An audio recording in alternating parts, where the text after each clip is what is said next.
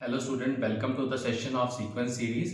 आज से पहले हमने इलस्ट्रेशन नंबर 12 तक डिस्कस किया था, लाइक लास्ट क्लास में where we have left. I just want to show you. तो हमने 12 इलस्ट्रेशन डिस्कस कर लिए थे, काफ़ी बेसिक थ्योरी डिस्कस कर चुके हैं। तो most of the things we have discussed in this sequence series chapter. AP अभी मेन चल रहा है हमारा। Like if I show you, this was the part we have done, the first and last term lasting हम ये कर रहे थे। Now we will start from the illustration number 13। What the illustration number 13 says to us, वो हम देखते हैं। देखो, I will start with if a1, a2, a3 and an is an AP of non-zero terms, then prove that। ये सारे non-zero terms हैं, हमें prove करना है कि 1 by a1, a2, a2, a3 ऐसे अगले टर्म में a3, a4 आएगा and then last term will be an minus 1 and an, यानी कि सेकेंड लास्ट टर्म और लास्ट टर्म का product that is equal to n minus 1 in the numerator and first term and last term का product. तो basically आपके पास पूरा data है, you just need to prove it out. ठीक है, आई विल शो यू कैसे करेंगे। अभी फर्स्ट ऑफ ऑल हमें प्रूव करना है, it means we have to put the things. अभी अगर हम मान लेते हैं they are the that there is a series, there is a AP जिसकी फर्स्ट टर्म ए है and the common difference is D, उसके बिहाफ पे I can write all the terms. मैं लिख सकता हूँ a1 is equal to a, यानी first term, a2 is equal to your a plus d, a3 is equal to a plus 2d, बड़ा आसान है मेरे लिए लिखना, and so on I can write my an is equal to a plus n minus 1d। बड़ा simple होता है, d का कोफिशिएंट हमेशा क्या होगा, that is 1 लेस देन दी जो हम टर्म निकाल रहे हैं। अगर फिफ्थ टर्म निकाल रहे हैं तो a plus 4d होगा। बड़ा आसान है, this all basics we have discussed it earlier. थोड़ा आगे चलते हैं और इसी बिहाफ पे जो हमें दिया गया था ना, अगर मैं ये पुट करता हूँ चीज़ें, जैसे कि मैं a1 की जगह a पुट किया, a2 की जगह a plus d पुट किया, फिर आगे a2 फिर a1 a2 a2 a3 ऐसे करके, हाँ लाइक फिर a2 a3 है तो a प्लस डी अगेन यहाँ आ जाएगा, फिर a3 की जगह a प्लस 2d आ जाएगा, फिर a3 a4 आएगा तो a प्लस 2d यहाँ आ जाएगा एंड a प्लस 3d आ जाएगा a4 की जगह।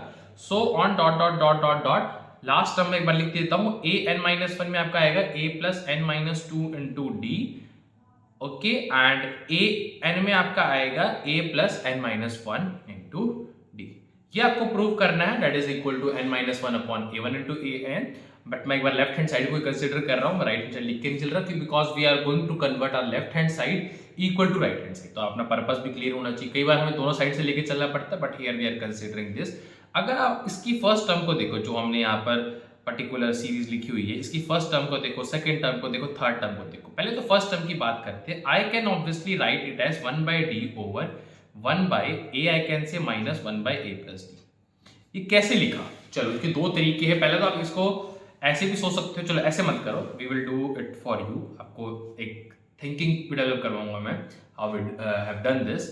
अगर आप देखो यहाँ a है, एक सेकेंड, यहाँ a है, यहाँ a प्लस डी है, what I will do, a plus d minus a, समझ रहे, a plus d minus a मैंने ऊपर लिखा, नीचे तो मेरे को बस a और a प्लस डी था। ऐसा क्यों लिखा, इसका भी रीजन मैं क्लैरिफाई कर देता हूँ। इसको ऐसे मानो, इसको ऐसे मानो कि नीचे मेरे पास का प्रोडक्ट था, ऊपर मैंने उनका डिफरेंस लिख दिया, ठीक है, a प्लस डी माइनस ए।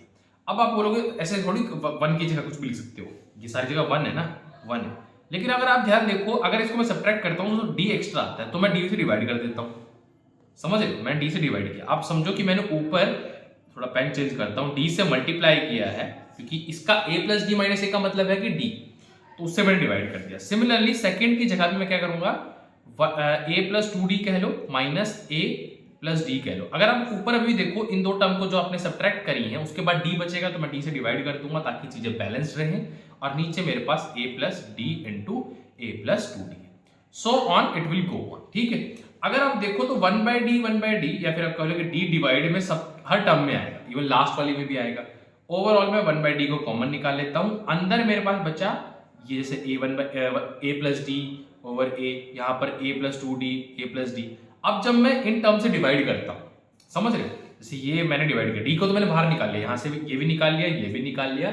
अब जब मैं डिवाइड करता हूँ, मुझे साफ साफ दिख रहा है कि मुझे मिलेगा 1 by A minus 1 by A plus D.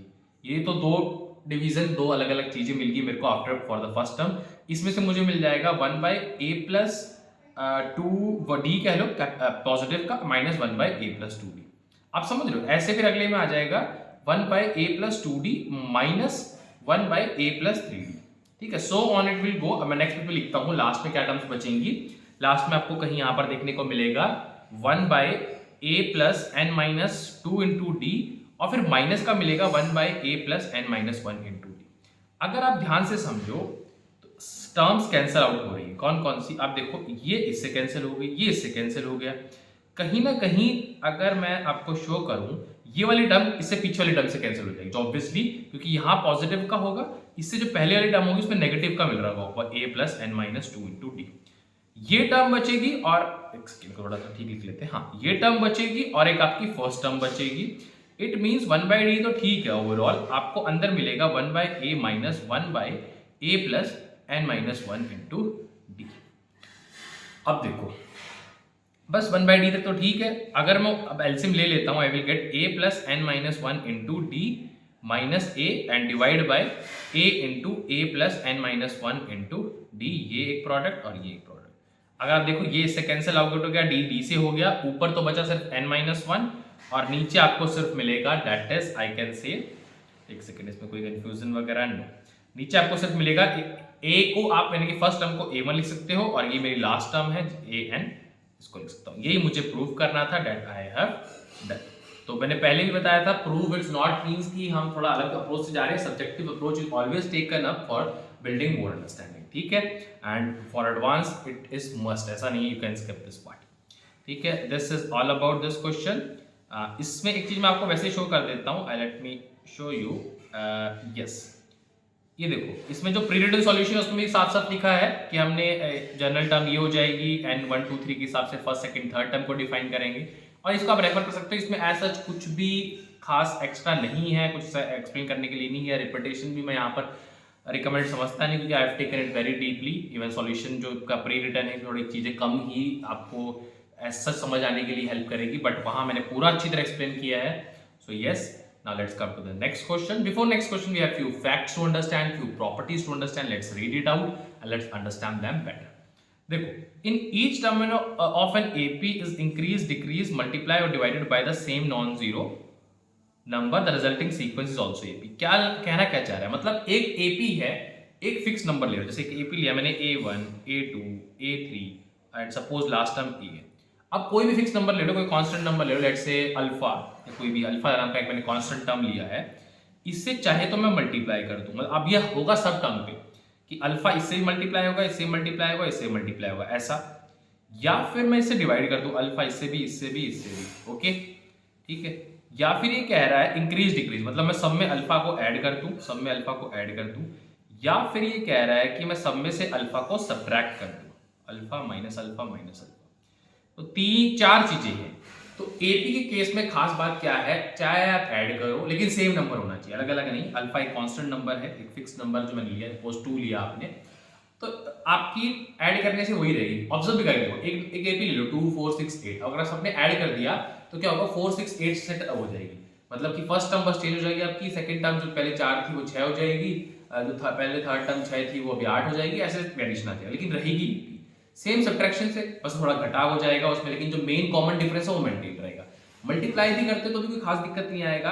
आपका क्या होगा, मल्टीप्लाई करने से सपोज जैसे मैं कोई भी टर्म ले लेता हूँ, जैसे कि 1 3 5, अब मल्टीप्लाई करने से सब में ही वो नंबर मल्टीप्लाई हो रहा है। सपोज हमने 7 से मल्टीप्लाई किया तो 7 7 3 21 एंड 7 5 35, अभी भी देखो तो कॉमन डिफरेंस मेंटेन रह रहा है, that is 14, that is 14। Common difference पहले अलग था बट मेन पर्पस की वो अभी भी AP, I do repeat, main purpose वो अभी भी एपी है, ठीक है। ये बात है, डिवाइड से भी सेम होगा, वैसे भी डिवाइड मल्टीप्लाई एक ही बात होती है, वहां हम बोलते हैं उसका रेसिप्रोकल से मल्टीप्लाई कर दिया, अगर उसको मल्टीप्लिकेशन पॉइंट ऑफ व्यू समझना है, ठीक है। तो ये चीज आपको क्लियर हो गई होगी। तो ये एक पॉइंट था, first point must be clear. Now let's come to the point number 2 and try to understand that also. The sum of the two terms of an AP equidistance from the beginning and the end constant and equal to the sum of first and last term. ये तो हम भाई चीख के पहले पढ़ चुके हैं, we have understood it a lot. मैंने बताया था कि पहले और लास्ट का जो भी सम आ रहा है, ये तो क्वेश्चन प्रूव भी किया था, वहीं मैंने इसकी आप कह लो स्टेटमेंट को ही एक्सप्लेन कर दिया था, क्योंकि obviously things going to be repeat, I know कि आगे आने भी वाला है as per in theory, but why not to repeat, why not to do it multiple times so that we able to learn it, हमारे दिमाग में बस जाए। वैसे A2 और मतलब A2 का मतलब कि सेकंड टर्म और सेकंड लास्ट, थर्ड और थर्ड लास्ट, फोर्थ लास्ट, ठीक है। मतलब जितना आप आगे से चल रहे हो उतना ही पीछे से चलो और उन दोनों टर्मों को ऐड कर लो। First last, second last, third last, simple तरीके से समझाने के लिए। अदरवाइज आप समझ लो, अगर आपने के टर्म उठाई है स्टार्टिंग से तो के टर्म भी पीछे से उठानी पड़ेगी। ये तो हमने प्रूव किया था एक क्वेश्चन में। Even I can show you this question, थोड़ा सा अगर आपको वैसे लगे कि those who have not attended the classes but I must recommend कि पुरानी क्लास तो अटेंड करो ही करो। यही तो क्वेश्चन जो हमने प्रूव किया था कि इसका सम क्या आता है 2a + n-1b, ठीक है। ये किसी भी के टर्म के लिए आएगा, ये क्वेश्चन था। इसमें I have explained you a lot, ये चीज पहले मैं एक्सप्लेन कर चुका हूँ। This was the question, the illustration number 12 पिछली क्लास में डिस्कस किया है, ओके। एंड सो जो पुराने लेक्चर है, जो जिन्हें नहीं देखे, प्लीज डू वॉच इट। इससे पहले जितनी भी 6-7 सीरीज आए हैं, पार्ट्स आए हैं सीक्वेंस सीरीज के, other chapters also, please keep watching it. And I keep repeating upon the things कि भाई this chapter are your like काफ़ी अच्छी तरीके से डिज़ाइन चैप्टर्स हैं, जहाँ पर we are taking this theory as per from the basic to the advance level. So anybody can like do this. इसको जेईई एडवांस पे टॉप ऑफ द रैंक्स भी लेके आनी है, वो भी लाइक लेक्चर से पढ़ के ला सकती है। इसमें ऐसा कुछ नहीं है कि they are meant for only up to JEE mains या फिर ओनली अप टू एनडीए या फिर एडवांस में। ठीक, अगर हम पढ़ भी रहे हैं तो हेल्प कर देगा, but can't able to help us to fetch good rank. भाई मैंने पहले भी बताया हाउ टू स्टडी में कि अगर मेरे से पढ़ रहे हो तो do study this chapters, in chapter को स्टडी करो, इन चैप्टर की थ्योरी का मतलब जो what ever this content part जो मैं प्लेलिस्ट बना रहा हूँ ऑफ चैप्टर, स्टडी दैम। उसके बाद आपको सारे कॉन्सेप्ट, सारे क्वेश्चंस को करने का तरीका, बिकॉज क्वेश्चंस का अच्छा खासा वेटेज यहाँ पर भी हो रहा है, then you can go for the books directly as per your wish. अगर आपको जेईई एडवांस के पीओआईक्यूज लिखाने, go for JEE advance PYQs, और अलग एडवांस क्वेश्चन के लिए there are many books like Cengage, okay, एदास बुक, 10 many books, तो आप डायरेक्टली भी कर सकते हो। Otherwise I am starting the series of different PYQs, different books के अच्छे क्वेश्चंस के। लाइक फॉर एग्जांपल एडवांस के लिए एडवांस के पीवाईक्यूज तो करने ही, but other questions which are very important, जो मैंने खुद बनाए हैं और समहाउ जो किसी और अच्छी किताबों में, जो वेरी प्रीनॉन किताबों में या प्रीनॉन ऑथर्स ने लिखे हैं, तो why not to take this question जो अच्छे हैं directly, why we can't take them to develop your mind. तो हम वो लेके आपको करवाएंगे। तो सारी प्रैक्टिस तो हो ही जाएगी आपकी थ्रू वीडियोस, बट आइल्स अगर किसी को लगता है कि तो ये जो थ्योरी वाले पार्ट है, थ्योरी नहीं पढ़ी, उनके लिए मस्ट है कि थ्योरी यहाँ से पढ़ो and then go for self solving. Also self solving, आपको जो डाउट्स आए you can always put up in the comment भी। मेरे को डाउट ऐसा दिख रहा है कि दिस इज लाइक इस बुक का ये डाउट है, कहीं ना कहीं आप we have this WhatsApp also, we can you share there also. I can either make a video on YouTube और I can provide you some other written solution और some other particular dedicated video for you। तो ये सब तरीके किए जा सकते हैं, team will help you out in all this things.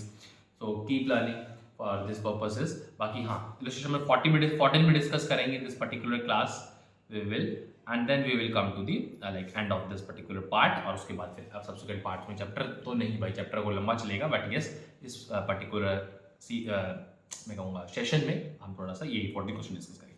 Very question split 69 into 3 part, 3 part में पार्ट करना है, ठीक है। Such that they are in AP. तो एक बात तो बड़ी ध्यान में आ रही है, जब भी कोई 3 टर्म एपी में लेनी होती है तो a-d, a और a+d लेते हैं।